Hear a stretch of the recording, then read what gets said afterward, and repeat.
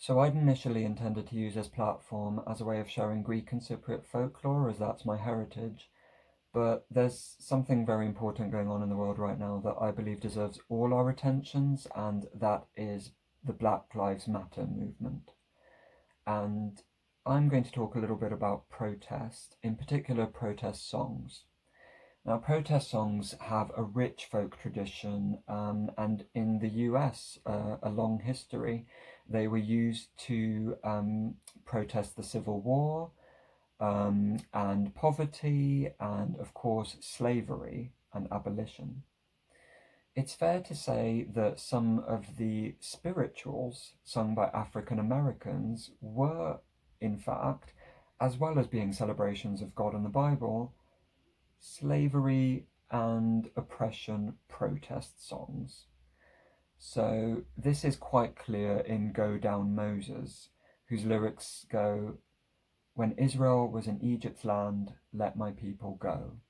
Oppressed so hard they could not stand, let my people go."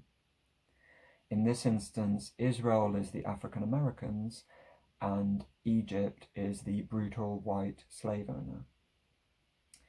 Now, the folk song "Oh Freedom" is more clearly about black rights, and it's almost synonymous with the brilliant black folk singer Odetta, who is often referred to as the voice of the civil rights movement.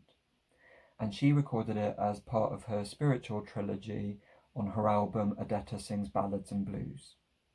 Now, interestingly, when this song gets covered, some of the renditions of it change the lyrics from "no more weeping" to "no more tomming."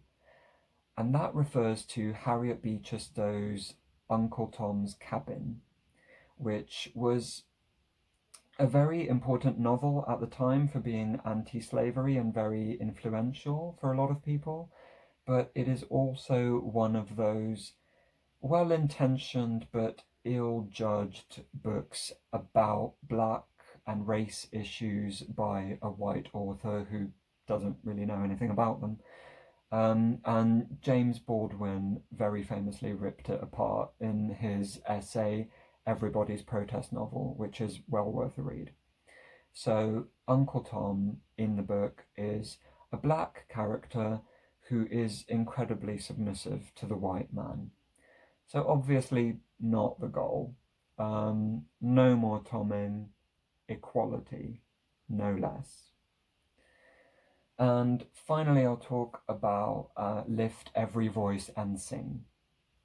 Now, this started life as a poem by James Weldon Johnson, and it was recited initially at a celebration of Abraham Lincoln's birthday, and it was later set to music by his brother John.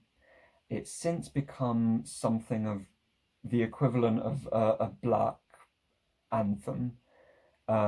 It was used in Maya Angelou's I Know Why the Caged Bird Sings. It featured in Spike Lee's Do the Right Thing. Beyonce incorporated it as part of her Coachella set. And most amusingly, it was played at the University of Florida in October 2017 when a white supremacist named Richard Spencer came to give a talk. Now, that's protest. You know what else is protest? Not inviting a white supremacist to anything ever. Black Lives Matter.